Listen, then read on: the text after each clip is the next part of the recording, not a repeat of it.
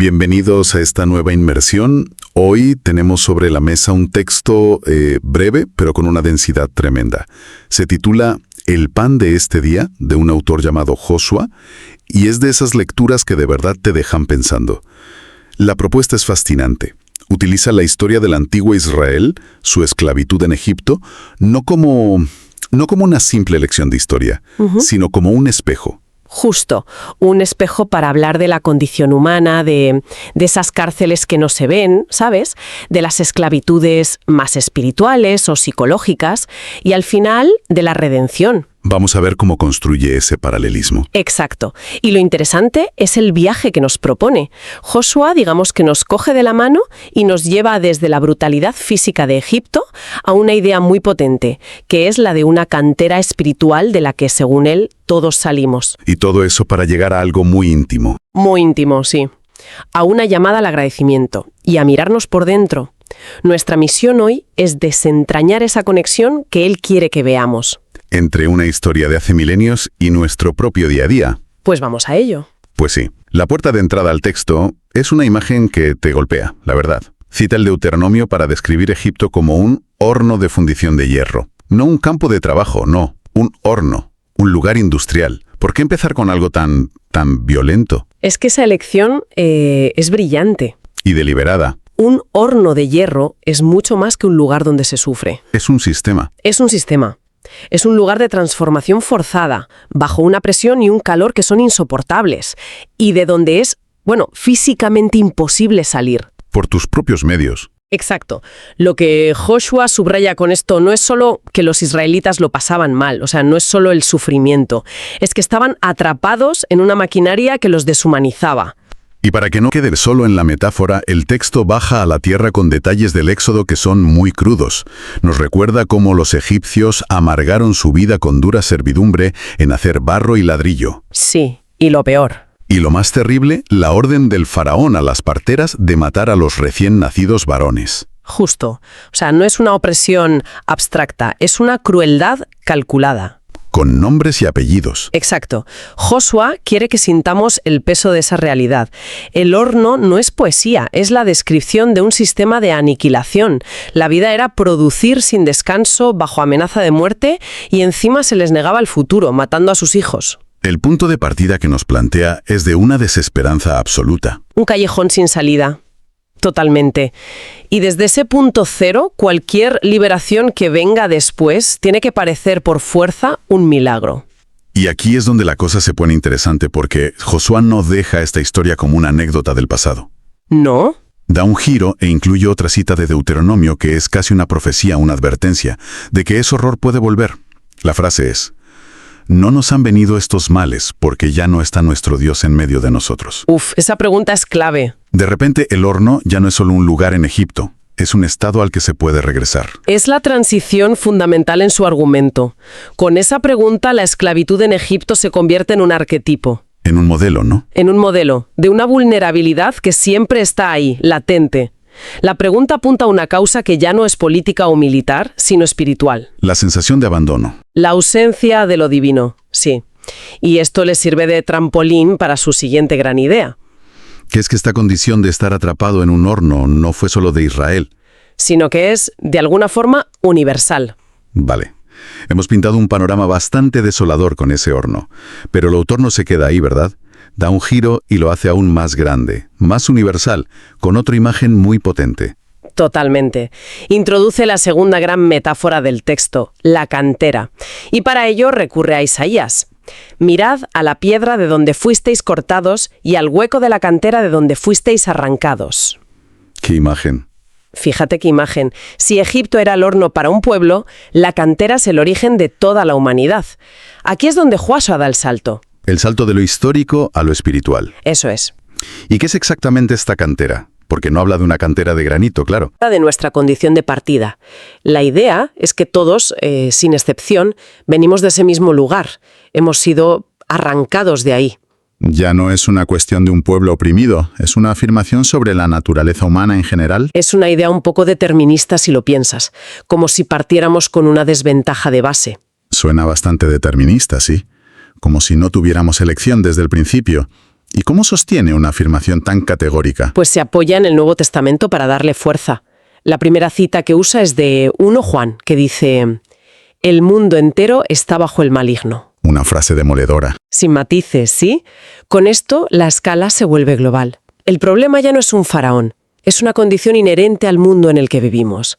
Y para describir qué significa vivir en esa cantera, en ese mundo, utiliza un pasaje potentísimo de la carta a los romanos. Sí, esa cita de Romanos es de las que se te quedan grabadas. Dice: «Porque cuando erais esclavos del pecado, erais libres respecto a la justicia». Es una libertad muy extraña, ¿no? Casi suena a la libertad del caos, de no tener límites. Es una libertad paradójica, una libertad negativa. Pero la parte que a Josué le interesa recalcar es la que viene justo después. ¿Qué fruto teníais entonces en aquellas cosas de las cuales ahora os avergonzáis? Porque el fin de ellas es muerte. Ahí está el núcleo de su argumento sobre la cantera. Entiendo. Estar en ella no es un estado neutro. Produce dos cosas muy concretas: vergüenza y muerte.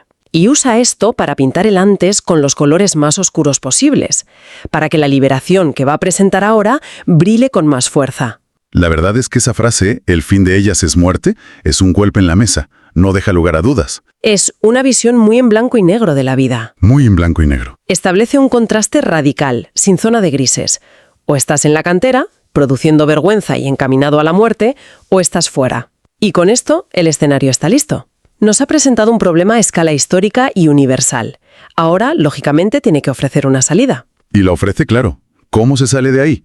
Porque si del horno no se podía salir por medios propios, de esta cantera universal, supongo que tampoco. Giro de 180 grados. Pasamos de la opresión a la liberación. Y de nuevo, Joshua elige una metáfora visualmente preciosa, esta vez del Salmo 124. La del ave. Sí, nuestra alma escapó cual ave del lazo de los cazadores. Se rompió el lazo y escapamos. Fíjate en el cambio de imaginería, de la dureza de la piedra, del hierro, del ladrillo, a la ligereza de un pájaro que echa a volar. Es un cambio total. Es una imagen muy liberadora, ¿sí? Pero, ¿quién rompe el lazo? Según el texto, ¿cómo se produce ese escape? La respuesta que da el texto es inequívoca y es el corazón de su mensaje, la figura de Jesucristo. Para explicar este mecanismo se apoya en una cita de la carta a los Efesios, que es un antes y después en toda regla. ¿Ah, sí? Describe a la gente como lejos, sin esperanza y sin Dios en el mundo. Y de repente afirma: pero ahora en Cristo Jesús. Vosotros que en otro tiempo estabais lejos, habéis sido hechos cercanos por la sangre de Cristo. Esa frase es la bisagra sobre la que gira todo el texto. Es el agente del cambio. Josué la usa para argumentar que el salto de la cantera a la libertad no es algo que uno pueda hacer por sí mismo. No es un logro personal. Es una intervención externa. Eso es. La sangre de Cristo se presenta como el elemento que cierra esa distancia, que te saca de ese estado de desesperanza. Y es este acto, este rescate, el que debe generar la respuesta principal que busca el texto. El agradecimiento. Claro, de ahí el título. El pan de este día, que es una petición del Padre Nuestro, pero también puede leerse como una reflexión sobre el sustento diario, que en este caso sería espiritual, y motivo de gratitud.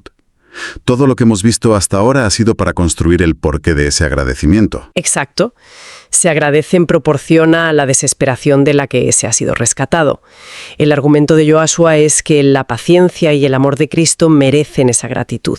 Y pone mucho énfasis en que esta salvación no es un premio. No es un mérito. Para nada. Usa frases como: aunque no éramos merecedores, nos levantó del polvo y nos vistió con su divina majestad.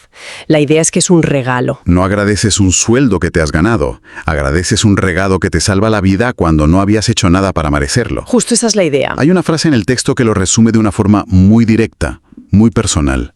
No importa la cantera en la que te encuentres, solo descubre lo que te ama.